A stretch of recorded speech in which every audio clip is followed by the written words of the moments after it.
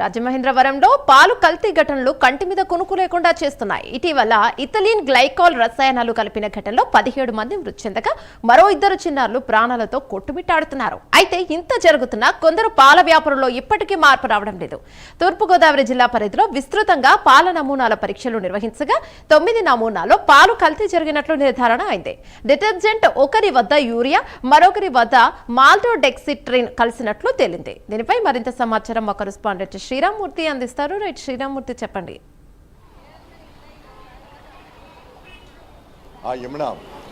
ఏదైతే గత 2 నెలలుగా రాజమండ్రిలో కల్తీ పాలు ఘటన కలకలం రేపుతున్న పరిస్థితి, ఎంత కలవరం రేగినప్పటికీ కూడా ఇక్కడ 17 మంది ఇథిలీన్ గ్లైకాల్ కలిసి రసాయనం కలిసి 17 మంది చనిపోయిన ఇప్పటివరకు కూడా చలనం ఇక్కడ పాలు ఎవరైతే వ్యాపారులు ఉన్నారో వాళ్ళు రాలేదని చెప్పచ్చు. ఎందుకంటే ఇప్పుడు కొంతమంది దాదాపుగా 1000 మందికి పైగా గ్రామీణ ప్రాంతాల నుంచి పాల క్యాన్లు తీసుకుని వచ్చి ఇక్కడ పట్టణ ప్రాంతాల్లో అనేక నివాస గృహాలకి, హోటల్స్కి ఇట్లా పాలు పోస్తూ ఉంటారు. అలాంటిది ఇప్పుడు ఈ ఘటన తర్వాత ఏదైతే ఇథిలీన్ గ్లైకాల్ కలిసి 21 మంది ఆసుపత్రి పాలవటం, అందరూ 17 మంది చనిపోవటం, మరొక 2 చిన్నారులు 5 నెలలు పాప, అలాగే మరొక 21 నెలలు బాబు కూడా ఇంకా కోలుకుంటున్న పరిస్థితి ఉంది.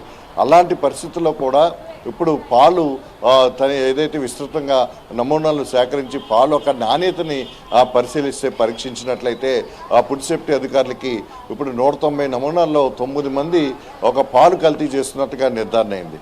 అయితే పూర్తి స్థాయిలో ఈ పరీక్షలు జరిగినట్లయితే ఇంకా ఎంతమంది ఇలాగ కల్తీలకి పాల్పడుతున్నారనేది ఇంకా ఆశ్చర్యం కలుగుతుంది. చాలా ఆందోళన, ఆవేదన కూడా కలుగుతున్న పరిస్థితి ఉంది. ఈ 9 నమూనాల్లో కూడా ఏదైతే ఆ డిటర్జెంట్స్ కలిసినట్టుగా నిర్ధారణ అయింది, అలాగే యూరియా కలిసినట్టు కూడా కొన్ని వాటిలో నిర్ధారణ అయింది, అలాగే కొన్ని పిండి పదార్థాలు కూడా చిక్కదనం కోసం కలుపుతున్నట్టుగా కూడా నిర్ధారణ ఫుడ్ సేఫ్టీ అధికారులు చేశారు. అయితే మొత్తం ఈ కల్తీ జరిగిన ఏదైతే ఉందో డిటర్జెంట్ కావచ్చు, యూరియా కావచ్చు, ఈ పిండి పదార్థాలు కావచ్చు, ఇవన్నీ కూడా ఒక మూత్రపిండాలు, అలాగే జీర్ణకోశ వ్యాధికి సంబంధించి, అలాగే అల్సరు ఇలాంటి జబ్బులు రావడానికి అవకాశం ఉందని చెప్పేసి కూడా వైద్యులు చెప్తున్న పరిస్థితి ఉంది. అయితే ఇప్పుడు ఏదైతే ఇథిలీన్ గ్లైకాల్ ఒకేసారి తాగడం వల్ల, కల్తీ పాలు తాగడం వల్ల, ఆ రసాయనం కలిసిన కల్తీ పాలు తాగడం వల్ల ఒకేసారి మూత్రపిండాలు దెబ్బతిని ఆసుపత్రి పాలైన నేపథ్యంలో ఇలాగా ఈ డిటర్జెంట్ కానీ, యూరియా కానీ, అలాగే పిండి పదార్థాలు కలిసిన కల్తీ పాలు తాగినట్లయితే చాలా స్లో పాయిజన్గా ఒక అవయవాలు దెబ్బతింటాయి అనేది వైద్యులు చెప్తున్న పరిస్థితి. అయితే ఇప్పుడు ఈ 9 మంది ఈ పాల వ్యాపారులు కూడా ఎక్కడెక్కడ ఏ ఇళ్లలో ఎన్ని సంవత్సరాలుగా పాలు పోస్తున్నారు, అక్కడ వాళ్ళ పరిస్థితి ఏంటి, ఈ పాలు తాగిన ఎవరైతే గృహ వినియోగదారులు కావచ్చు, హోటల్స్ నిర్వాహకులు కావచ్చు, వారి పరిస్థితి ఏంటి, ఇప్పుడు ఎలాగ ఉన్నారనేది కూడా ఒక ఆందోళన కలిగిస్తున్న పరిస్థితి. ఈ నేపథ్యంలో జిల్లా కలెక్టర్ కీర్తి చేకూరి తీవ్రంగా స్పందించారు.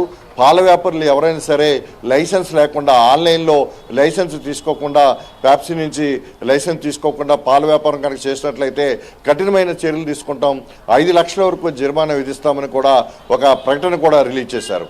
ఇలాంటి పరిస్థితులు అంటే ఎంత తీవ్రతగా ఉంటే ఇక్కడ పాల వ్యాపారులని లైసెన్స్ తీసుకోకుండా వ్యాపారం చేస్తే చర్యలు తీసుకుంటాం, లైసెన్స్ లేకుండా కూడా, అనుమతి లేకుండా పాలు అమ్మకూడదని చెప్పేసి ఇక్కడ ఇప్పుడు నిషేధాజ్ఞలు ఒక అధికారులకి తగిన ఆదేశాలు కూడా జారీ చేశారు.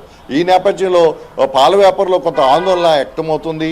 అంటే నిజాయితీగా పాల వ్యాపారం చేసే వాళ్ళకి కొందరు స్వార్థంతో అక్రమ సంపాదన కోసం కల్తీ చేసి ఈ పాలు అమ్మకాలు చేస్తున్న వారు కొందరు చేస్తూ ఉంటే, మొత్తం నిజాయితీగా చేసే వాళ్ళకి కూడా ఇది ఇబ్బంది కలుగుతుందని చెప్పి ఇక్కడ పాల ఉత్పత్తిదారుల అసోసియేషన్ నాయకులు కూడా ఆవేదన వ్యక్తం చేస్తున్న పరిస్థితి ఉంది. ఏదైనా ఈ కల్తీ పాలు ఘటన రాజమండ్రిలో శివరాత్రి రోజున జరిగిన, ఏదైతే కోరుకొండ నర్సాపురానికి చెందిన గణేష్ అనే పాల వ్యాపారి అతన్ని అరెస్ట్ చేశారు, ప్రస్తుతం జైల్లో ఉన్నాడు.